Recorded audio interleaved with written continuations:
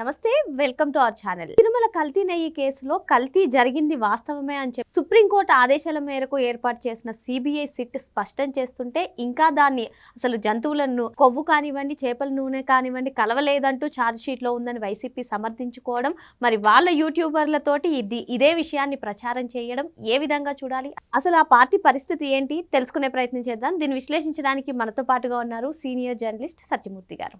నమస్తే సార్. నమస్కారం అండి. ఇది జరిగింది వాస్తవమే అని చెప్పి సిట్ నిర్ధారించింది sir. Report final charge sheet కూడా దాఖలు చేసింది. అయినప్పటికీ కూడా అసలు కల్తీ జరగలేదన్నట్టుగా వాళ్ళు సమర్థించుకోవడం కానివ్వండి, వాళ్ళ యూట్యూబర్లతో పోస్టులు పెట్టించడం, వీడియోలు చేయించడం, అసలు వైసీపీ పార్టీ పరిస్థితి ఏంటి, మాట్లాడే నేతల పరిస్థితి ఏంటి, అసలు దీన్ని ఏ విధంగా చూడాలంటారు? అంటే వాళ్ళకి ఏమి గ్రౌండ్ కనపట్టలేదు, ఏం చేయాలో అర్థం కావట్లేదు. పొలిటికల్ వ్యాక్యూమ్ ఒకటి క్రియేట్ చేద్దామని చెప్పి వాళ్ళు శతవిధాల ప్రయత్నం చేస్తూ ఉన్నారు. ఎంత ప్రయత్నం చేసినా కానీ కూటమి ప్రభుత్వం మీద బురద జల్లటం వాళ్ళకి సాధ్యం కావట్లేదు. వాళ్ళ స్ట్రెంగ్త్ పెంచుకోవటానికి రకరకాల డ్రామాలు వేస్తున్నా ఆ డ్రామాలు నడవట్లేదు. ఏం చేయాలి? అందుకని అబద్ధాలని అయినా సరే గట్టిగా రుద్దాలి ఈ సమాజం మీద అన్న ఒక నిర్ణయానికి వచ్చారు. నిర్ణయానికి వచ్చి వాళ్ళు సోషల్ మీడియా హ్యాండిల్స్ రెడీ చేసుకోవటం, ఈ సోషల్ మీడియా హ్యాండిల్స్ కూడా ఇండియాలో ఎక్కడించైనా పెట్టిస్తే పట్టుకుంటారన్న ఉద్దేశంతో దుబాయ్లో కేంద్రాలు పెట్టించారు.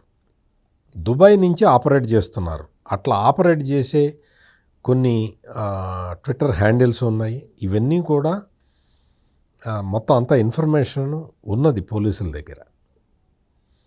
అంటే ఎన్ని దొంగ పనులు చేస్తున్నారో ఆలోచించండి అని చెప్పటానికే నేను ఈ విషయం చెప్పాను.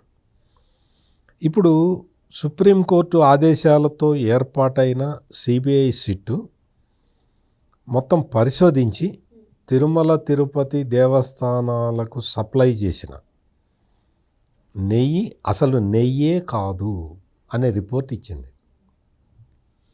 ఈ వైసీపీ వాళ్ళు ఏం ప్రచారం చేస్తారంటే నవ్వు వస్తుంది. అంటే ఇది చాలా సీరియస్ ఇష్యూ, దేవదేవుడికి అపచారం జరిగిన ఇష్యూ, కోట్ల మంది వెంకటేశ్వర స్వామి భక్తుల మనోభావాలు దెబ్బతిన్న ఇష్యూనే. కానీ ఈ వైసీపీ వాళ్ళు వీళ్ళ సోషల్ మీడియా ఇన్ఫ్లుయెన్సర్లు చెబుతున్న మాటలు చూస్తే నవ్వు వస్తుంది. వాళ్ళు చెప్తున్నది ఏంటి అంటే, చంద్రబాబు నాయుడు వీడియో వేస్తారు, పవన్ కళ్యాణ్ వీడియో ఒకటి వేస్తారు. ఏంటి వీళ్ళు ఏం చెప్పారు? జంతువుల కొవ్వు కలిసింది అని చెప్పారు. వీళ్ళు ఏం చెప్తాడు, కింద ఒకడు యూట్యూబర్ ఒకడు కూర్చొని ఉంటాడు. ఈడేం చెబుతాడంటే, చూసారా చంద్రబాబు తప్పు చెప్పాడు, జంతువుల కొవ్వు లేదుగా. పవన్ కళ్యాణ్ తప్పు చెప్పాడు, చూడు జంతువుల కొవ్వు లేదుగా అని వీడు వెకిలి నవ్వులు నవ్వుతూ ఒక వీడియో చేస్తాడు. జంతువుల కొవ్వు అంటే ఏంటో చెప్తా నేను నీకు. మొత్తం ఈ సిట్, సుప్రీంకోర్టు వేసిన సిట్ ఇచ్చిన రిపోర్ట్లో ఒక చిన్న పేరా మీకు చదివి వినిపిస్తా. The probe found that instead of pure cow ghee the accused used adulterants such as palm oil, palm kernel oil and palmolin sourced from Bujji company limited, Kolkata. అంటే కలకత్తా కంపెనీ నుంచి తెచ్చారు ఈ కెమికల్స్ తెచ్చారు. These oils were blended with a quantity of genuine ghee, with a small quantity of genuine ghee, small quantity. ఈ దీన్ని తీసుకొచ్చి దాంట్లో ఇవన్నీ ఈ ఆయిల్స్ అన్నీ కలిపి mixed with chemicals including beta carotene, acetic acid Easter and synthetic ghee flavour to pass laboratory test while retaining the products aroma. అంటే నెయ్యిలాగా కనపడటానికి, నెయ్యిలాగా ఆ రంగు ఉండటానికి, నెయ్యిలాగా వాసన రావటానికి సింథటిక్ కెమికల్స్ కలిపావు, ఎసిటిక్ యాసిడ్ ఈస్టర్ కలిపావు.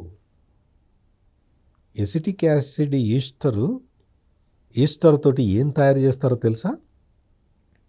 మీరు నెయిల్ పాలిష్ వాడతారు కదా, ఆ నెయిల్ పాలిష్ రిమూవర్కి వాడతారు. నెయిల్ పాలిష్ రిమూవర్లో వాడేది ఇది ఎసిటిక్ యాసిడ్ ఈస్టర్. అది తీసుకొచ్చి లడ్డూ మహాప్రసాదంలో కలిపారు.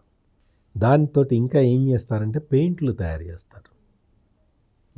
కార్లకి వేసే పెయింట్లు తయారు చేస్తారు. అదే కాదు, పాలియస్టర్ క్లాత్ ఉంటుంది కదా, బట్ట తయారీకి ఉపయోగిస్తారు. అంటే ఎంత దారుణమైన కెమికల్లో చూడండి అది. అదే కెమికల్ తోటి food colouring agents, food smelling agents తయారు చేస్తారు. మీరు ఎప్పుడన్నా ఎసిటిక్ యాసిడ్ని వాసన పీల్చడానికి ప్రయత్నించండి. ఒక్క సెకండ్లో ఆ బిట్టర్ స్మెల్ తోటి మీకు వామిటింగ్స్, నాసియా వస్తుంది, మీకు కళ్ళు తిరుగుతాయి, కింద పడిపోతారు. అంత ప్రమాదకరమైన ఎసిటిక్ యాసిడ్ ఈస్టర్ని తీసుకొచ్చి లడ్డూ మహాప్రసాదంలో కలిపే ఆ నెయ్యి, దాంతో తయారు చేసిన నెయ్యితోటి లడ్డూ తయారు చేసి 20 కోట్ల లడ్డూలు తయారు చేసి ఎంత తుచ్చమైన 250 కోట్ల రూపాయల కోసం ఇంత నీచానికి ఒడిగట్టారే. మిమ్మల్ని ఏమంటారు అసలు? ఈ రోజునొచ్చి చంద్రబాబు నాయుడు వీడియో, పవన్ కళ్యాణ్ వీడియో వేసి జంతువుల కొవ్వు లేదు, బీటా కెరటిన్ ఎక్కడి నుంచి తయారు చేస్తారు? బీటా కెరటిన్ ఎక్కడి నుంచి తయారు చేస్తారు? చూసుకో, గూగుల్లో కొట్టి చూసుకో. నీకు పామోలివ్ ఆయిల్ ఎక్కడి నుంచి తయారు చేస్తారు? పామోలివ్ ఆయిల్ అంటే ఏంటి? అవన్నీ తీసుకొచ్చి మొత్తం అంటే 100 గ్రాముల నెయ్యిలో 80 గ్రాములు ఈ పామోలివ్ ఆయిల్, 19 గ్రాములు ఈ కెమికల్స్, 1 గ్రాము ఒరిజినల్ నెయ్యి. ఇప్పుడు చెప్పండి రా యూట్యూబర్లు, మీరు వచ్చి మీ వ్యూస్ కోసం అని చెప్పి హిందువుల మనోభావాలు దెబ్బతింటాయి అనే ఒక జ్ఞానం కూడా లేకుండా పవన్ కళ్యాణ్ తప్పు చెప్పాడు, చంద్రబాబు నాయుడు తప్పు చెప్తాడని చెప్తారు. మీరు అసలు మనుషులేనా? ఇక్కడ ఇంకొక డౌట్ సార్, ఇప్పుడు పవన్ కళ్యాణ్ ఒక స్టేట్మెంట్ ఇచ్చారా, లేదంటే చంద్రబాబు నాయుడు గారు ఒక స్టేట్మెంట్ ఇచ్చారా అన్నది కాదు కదా సార్ సమస్య. శ్రీ కలియుగం వెంకటేశ్వర స్వామి గారి సన్నిధిలో ప్రసాదంగా ఇచ్చే లడ్డూలో కల్తీ జరిగిందా లేదా అన్నది కదా. ఇప్పుడు మరి సిబిఐ సిట్టే స్పష్టం చేస్తుంది కల్తీ జరిగింది. దాని గురించి మాట్లాడకుండా ఈ వీడియోస్ అన్ని వేసి అసలు వీళ్ళని ఏ విధంగా చూడాలి? అసలు వీళ్ళు మనుషులు కాదు. నేను స్ట్రైట్ అవే చెప్తున్నా, నాకేం మొహమాటం లేకుండా చెప్తున్నా. వీళ్ళు అసలు మనుషులే కాదు. కలియుగ ప్రత్యక్ష దైవానికి ఘోరమైన అపచారం చేసిన వీళ్ళు ఈ రోజున మళ్ళీ వచ్చి ఉన్నాడు, ఆ పేరు నిన్నాని ఉన్నాడు, మాధవి లత అని హైదరాబాదులో బీజేపీ తరఫున కంటెస్ట్ చేసిన పెద్ద ఆమట భజన చేసుకుంటూ తిరిగిందిట. వెంకటేశ్వర స్వామి లడ్డూలో కల్తీ జరిగింది అని భజన చేసుకుంటూ తిరిగిందిట. వంకాయ చీల్చినట్టు చీల్చి కారం పెట్టాలట. అసలు ఏమన్నా నీకేమన్నా స్పృహండి మాట్లాడుతున్నావా? ఆడపిల్లల్ని నువ్వు సంబోధించే విధానం ఇదే నీ భార్యకి ఆ రేషన్ బియ్యంతో సంబంధం ఉంది అని జైల్లో అరెస్ట్ చేసే స్థాయికి వస్తే చంద్రబాబు ఏమన్నాడు?